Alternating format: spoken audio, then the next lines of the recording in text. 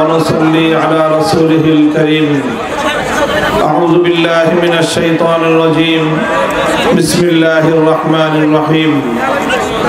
ولا تركنوا إلى الذين ظلموا فتمسكم النار. صدق الله العظيم. বাংলাদেশ খেলাফত মজলিস পাবনা জেলা শাখা কর্তৃক আয়োজিত আজকের এই গণসমাবেশে উপস্থিত সংগ্রামী সভাপতি, উপস্থিত বাংলাদেশ খেলাফত মজলিসের সংগ্রামী মহাসচিব সহ কেন্দ্রীয় নেতৃবৃন্দ, উপস্থিত বাংলাদেশ খেলাফত মজলিস ও সহযোগী সংগঠন সমূহের জেলা শাখা ও তৃণমূল পর্যায় থেকে সমবেত নেতৃবৃন্দ, সংগ্রামী জেলার দায়িত্বশীল কর্মী ভাইয়েরা, সর্বস্তরের পাবনা জেলাবাসী, আমি সর্বপ্রথম আজকের মঞ্চে দাঁড়িয়ে মহান আল্লাহ পাক রব্বুল আলামিনের দরবারে শুকরগুজারি আদায় করছি, যিনি বাংলার মানুষের বুকের উপর জগদ্দল পাথরের মতো চেপে বসা স্বৈরাচারী ফ্যাসিবাদী শেখ হাসিনা সরকারকে উৎখাত করে এদেশের মানুষকে মুক্ত বাতাসে নিঃশ্বাস গ্রহণ করার সুযোগ করে দিয়েছেন। ফালিল্লাহিল হামদু আলা যালিক।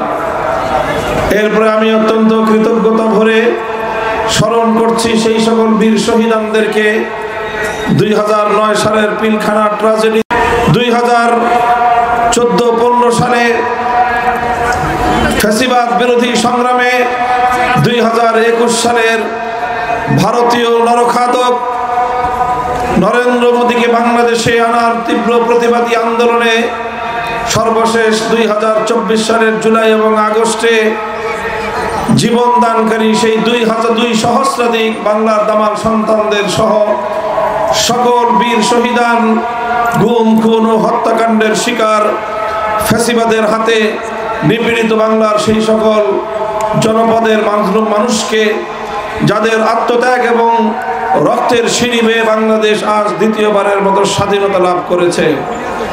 সংগ্রামী সাথী ও বন্ধুগণ, স্বাধীন বাংলার মাটিতে দাঁড়িয়ে আজকে আমরা দ্ব্যর্থহীন ভাষায় বলতে চাই, বাংলাদেশ এবং বাংলাদেশের মানুষ বহু রক্ত দিয়েছে, অনেক রক্ত, অনেক ত্যাগ, কোরবানি এবং অনেক সংগ্রাম এবং অনেক লড়াই করে এই স্বাধীন বাংলাদেশকে অর্জন করেছে। এই বাংলাদেশ কারো কৃপায় অর্জিত হয়নি।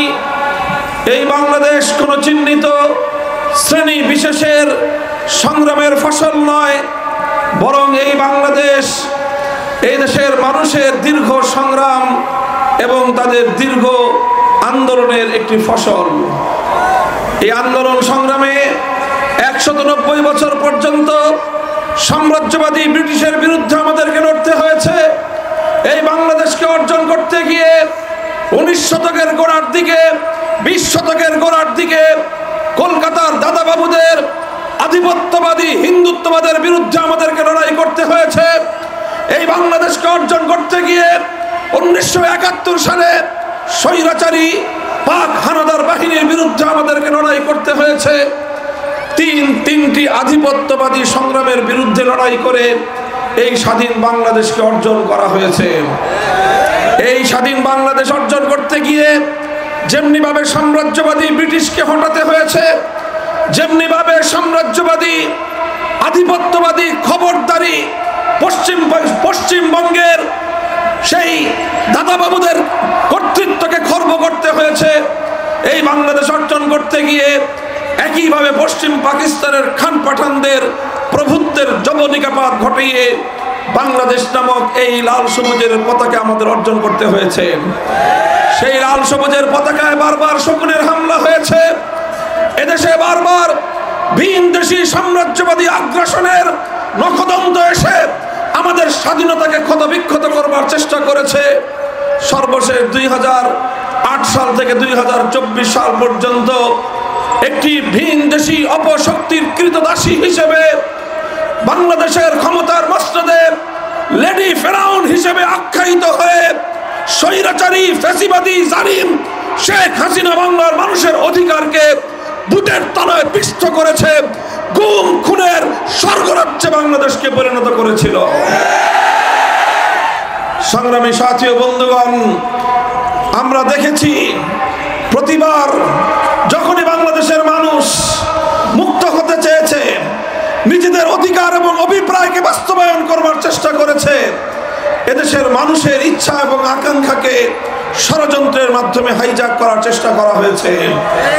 আমরা দেখেছি 1971 সালে যখন এদেশের মানুষ জালিমের বিরুদ্ধে লড়াই করে মজলুমের অধিকার প্রতিষ্ঠার জন্য দেশটাকে স্বাধীন করেছিল, যে দেশের স্বাধীনতার ঘোষণার শুরুতেই আল্লাহর উপর অবিচল আস্থা এবং বিশ্বাস রেখে ইনশাআল্লাহ বলে যেই মুক্তিযুদ্ধের সূচনা হয়েছিল, যেই মুক্তিযুদ্ধের কথা ছিল জালিমের বিরুদ্ধে মজলুমের লড়াই, সেই মুক্তিযুদ্ধ শেষ হতে না হতে 71-এর 16ই ডিসেম্বরের পরে 72 সালে এসে ভিন দেশি একটি এজেন্ডা বাস্তবায়নের মাধ্যমে আরেকটি দেশের প্রেসক্রিপশন অনুযায়ী সেই দেশের সংবিধানের মূল 4 নীতিকে ভিত্তি করে বাংলাদেশে 72-এর সংবিধান তৈরির মাধ্যমে 71-এর মুক্তিযুদ্ধের চেতনাকে হাইজ্যাক করা হয়েছিল।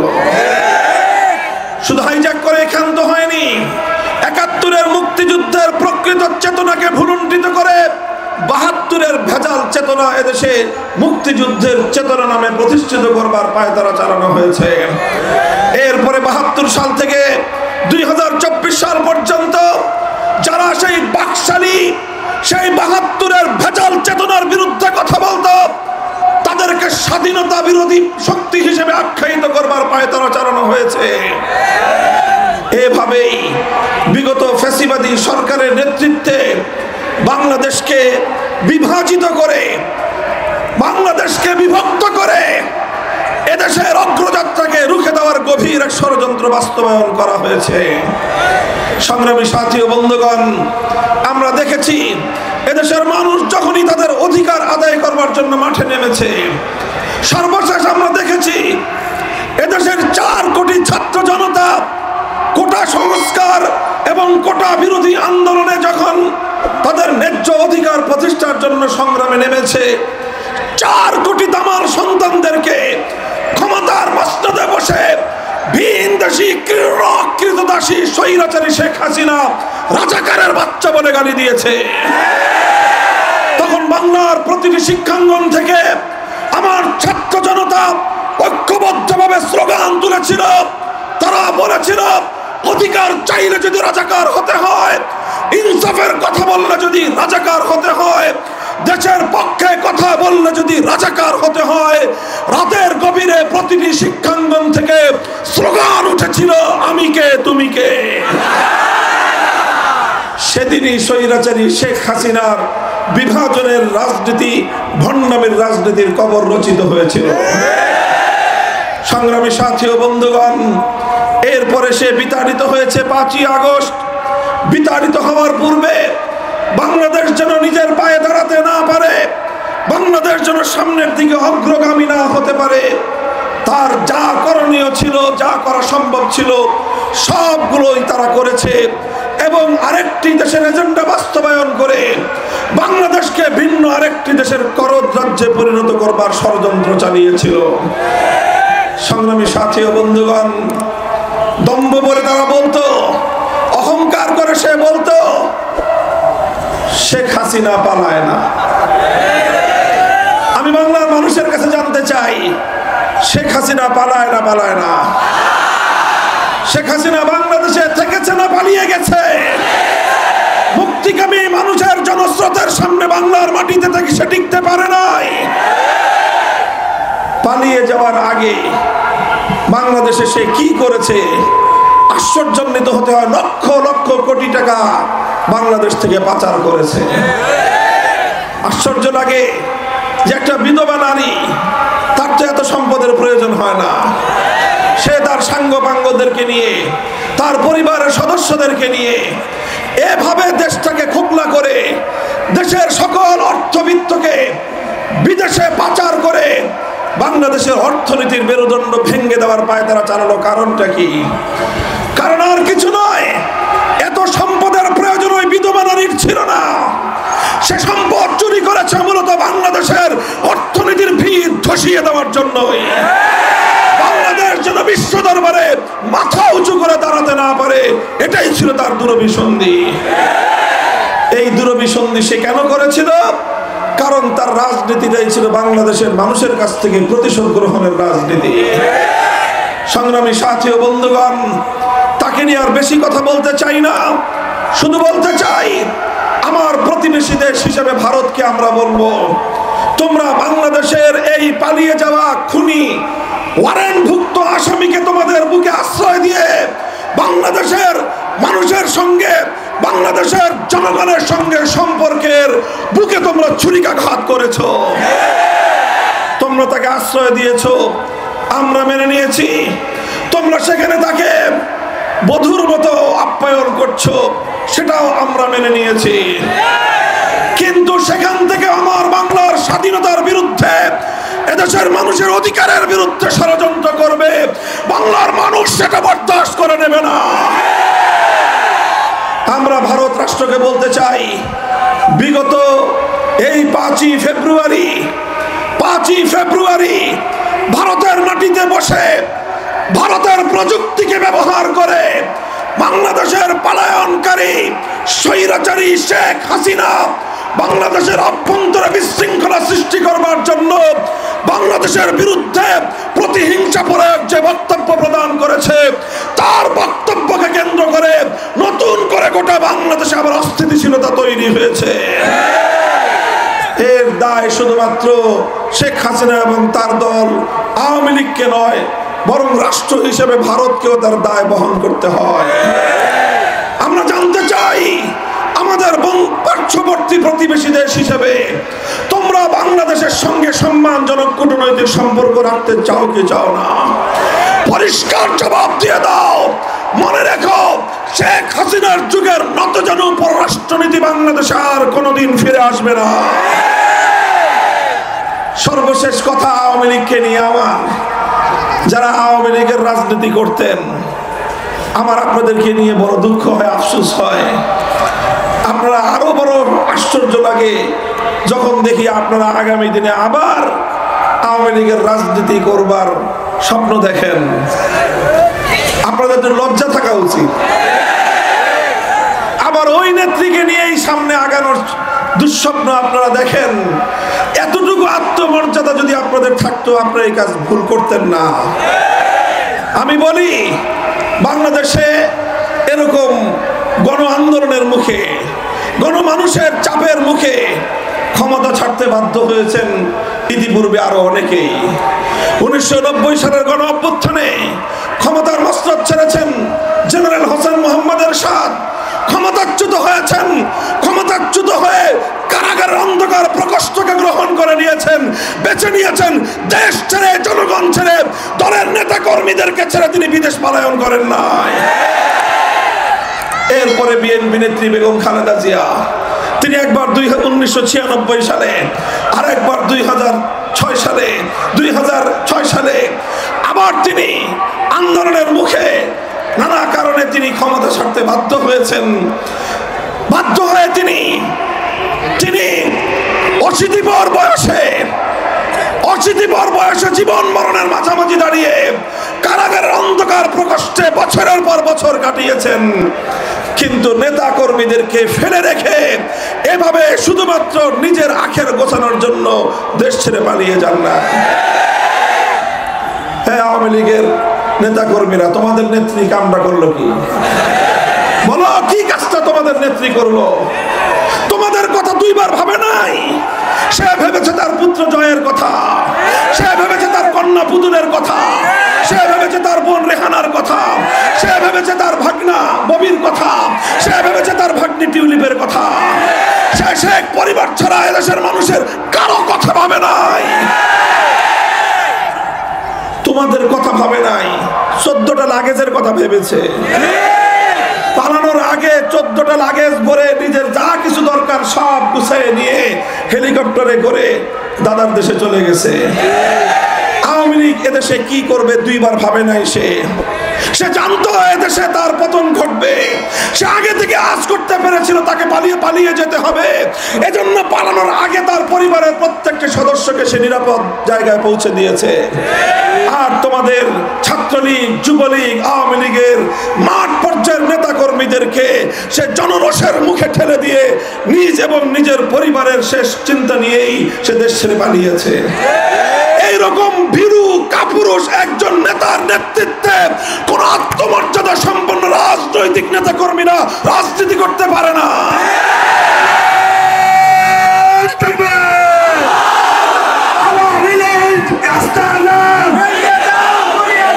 বাংলাদেশে হবে না।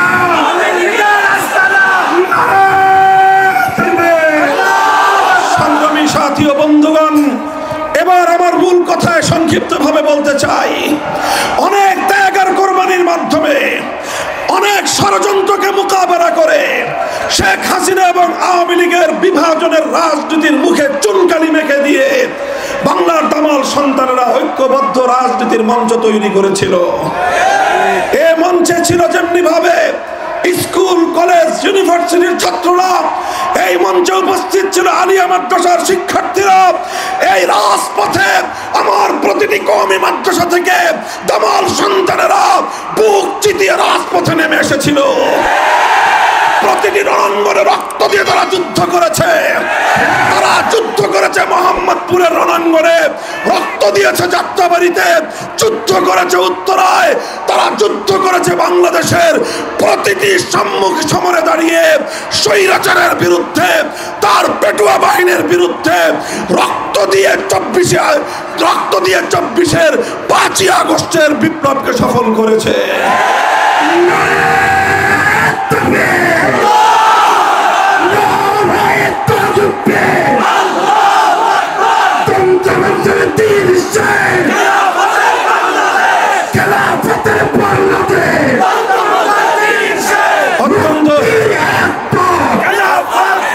অত্যন্ত দুঃখ এবং পরিতাপের সঙ্গে বলতে হয়, শেখ হাসিনার কাঁধে যেই ভূত সওয়ার হয়েছিল, সেই ভূত শেখ হাসিনার কাঁধ থেকে নেমে মনে হচ্ছে বাংলাদেশে নতুন কারো কাঁধে ভর করেছে। আবার তারা তৌহিদি জনতাকে কটাক্ষ করে বিভাজনের রেখা টানতে চায়। পরিষ্কার ভাষায় বলি, বাংলাদেশের ইসলাম এবং স্বাধীনতা এক সূত্রে কথা। বাংলাদেশের স্বাধীনতা এবং ইসলাম এক সূত্রে গাথা। এদেশের ইসলাম যদি আক্রান্ত হয়, স্বাধীনতা বিপন্ন হবে। যারা বাংলাদেশে ইসলামের শত্রু তারাই স্বাধীনতার দুশ্মন। যারা বাংলাদেশের ইসলামের বিপক্ষ তারাই স্বাধীনতা বিরোধী অপশক্তি। ইসলাম নিয়ে কোনো কটাক্ষ স্বাধীন বাংলার মাটিতে বরদাস্ত করা হবে না। এদেশের তৌহিদি জনতার তোপের মুখে ইসলাম, আল্লাহ পাক রব্বুল ইজ্জত এবং তার মহানবী মুহাম্মদুর রাসূলুল্লাহ সাল্লাল্লাহু আলাইহি ওয়াসাল্লাম মহাগ্রন্থ আল কোরআনুল কারীমের বিরুদ্ধে কটূক্তি করে এদেশে ইসলাম বিরোধী চরম বিতর্কিত তসলিমা নাসরিন বিতাড়িত হয়েছে। তাকে নতুন করে পুনর্বাসন করবার কোন ষড়যন্ত্র বাংলাদেশ মানবে না। সংগ্রামী সাথী ও বন্ধুগণ, একই সঙ্গে আমরা বলতে চাই, বাংলাদেশ এবং ইসলাম একই সূত্রে গাথা। 24 জুলাই আগস্টের বিপ্লব যেভাবে আমাদেরকে দেখিয়েছে কিভাবে ঐক্যবদ্ধ হতে হয়, আমরা দেখেছি বাংলাদেশের রাজপথগুলোতে আমাদের সন্তানেরা তারা বুলেটের মুখে স্লোগানে রাজপথ উত্তাল করে তুলেছে, রক্ত দিয়েছে, জীবন দিয়েছে, রাজপথ ছেড়ে পালিয়ে যায় নাই। যখনই নামাজের সময় হয়েছে, আমাদের সেই সংগ্রামী বীর ছাত্র জনতা রাজপথে দাঁড়িয়ে আজানের আওয়াজ, আল্লাহু আকবারের ধ্বনিতে আকাশ বাতাস মুখরিত করেছে। সেই রাজপথ, যেই রাজপথে আবু সাঈদদের রক্ত রঞ্জিত হয়েছে, যে রাজপথে জীবন দিয়েছে বীর মুগ্ধরা, সেই রাজপথে দাঁড়িয়ে আমার ছাত্র জনতা সারিবদ্ধ হয়ে জামাতের সাথে নামাজ আদায় করে আল্লাহর দরবারে রাজপথকে তারা সেই জায়নামাজ বানিয়ে আল্লাহর দরবারে সিজদায় লুটিয়ে পড়েছে।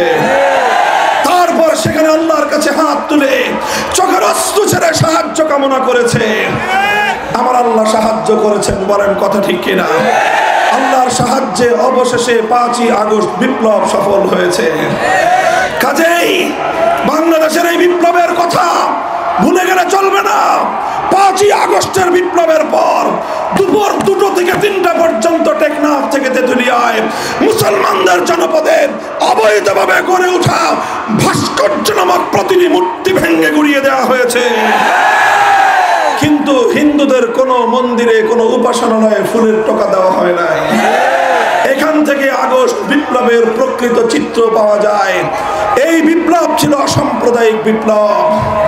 এই বিপ্লব ছিল এদেশের ধর্মপ্রাণ মুসলমানদের তাওহীদি চেতনার বিরুদ্ধে প্রচলিত ষড়যন্ত্রের বিরুদ্ধে বিপ্লব। এই বিপ্লব ছিল সাম্প্রদায়িক সম্প্রীতির বিপ্লব। জাতি ধর্ম বর্ণ নির্বিশেষে প্রতিটি ধর্মাবলম্বীদের অধিকার আদায়ের বিপ্লব। সংগ্রামী সাথী ও বন্ধুগণ, সর্বশেষ উদাত্ত আহ্বান জানাতে চাই, আগামীর বাংলাদেশ ইসলামপন্থীদের একটি মজবুত ঐক্যের মাধ্যমে সকল বিদেশি শক্তির ষড়যন্ত্রকে মোকাবেলা করে তাদের রক্তচক্ষুকে উপেক্ষা করে একটি ইসলামী বাংলাদেশ গড়ে তুলবার জন্য ঐক্যবদ্ধ রাজনৈতিক মঞ্চ আমরা দেখতে চাই। নেতৃবৃন্দ, আমরা কাজ করছি। যদি এদেশের ইসলামপন্থী নেতৃবৃন্দ, আলেম সমাজ ঐক্যবদ্ধ হয়ে আপনাদের কাছে উদাত্ত আহ্বান জানায়, আপনারা যেমনি ভাবে ফ্যাসিবাদের বিরুদ্ধে ঐক্যবদ্ধ ছিলেন, আগামীর সেই বাংলাদেশ গড়বার জন্য এদেশের ইসলামী নেতৃত্বকে সহযোগিতা করবেন তো ইনশাআল্লাহ। মনে রাখবেন, আমরা যে বৈষম্য বিরোধী বাংলাদেশ গড়তে চাই, এই বৈষম্যহীন বাংলাদেশ মানব রচিত তন্ত্র মন্ত্র দিয়ে পূর্ণাঙ্গ বাস্তবায়ন করা সম্ভব হবে না। এজন্য প্রয়োজন পূর্ণাঙ্গ সাম্য, ন্যায় এবং ইনসাফের বাংলাদেশ গড়তে চাইলে একমাত্র গ্যারান্টি আল্লাহ প্রদত্ত খেলাফতের ব্যবস্থা, ইসলামী রাজনীতি খেলাফত ব্যবস্থা চাই। সেই খেলাফত ব্যবস্থা বাস্তবায়ন করার জন্য বাংলাদেশ খেলাফত মজলিস, বাংলাদেশ খেলাফত যুব মজলিস, বাংলাদেশ খেলাফত শ্রমিক মজলিস, বাংলাদেশ খেলাফত ছাত্র মজলিসের নেতৃত্বে পাড়ায় পাড়ায় খেলাফতের দুর্গ গড়ে তুলতে হবে।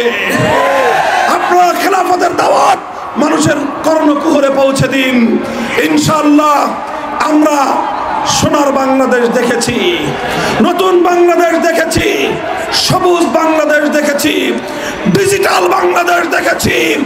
এবারের বাংলাদেশ হবে ইসলামের বাংলাদেশ, এবারের বাংলাদেশ হবে খেলাফতের বাংলাদেশ। সেই বাংলাদেশ গড়বার দৃঢ় প্রত্যয় ব্যক্ত করে আপনাদের সকলকে সেই সংগ্রামের আহ্বানী সালাম জানিয়ে বক্তব্য শেষ করছি। নাসরুম মিনাল্লাহি ওয়া ফাতহুন করিব ওয়া আখিরু দাওয়ানা আলহামদুলিল্লাহি রাব্বিল আলামিন। সুবহানাল্লাহি ওয়া বিহামদিহি, সুবহানাকাল্লাহুম্মা বিহামদিক, আশহাদু আল লা ইলাহা ইল্লা আনতা, আস্তাগফিরুকা ওয়া আতুবু ইলাইক। আল্লাহুম্মা আমিন বিরহমাতিকা ইয়া আরহাম।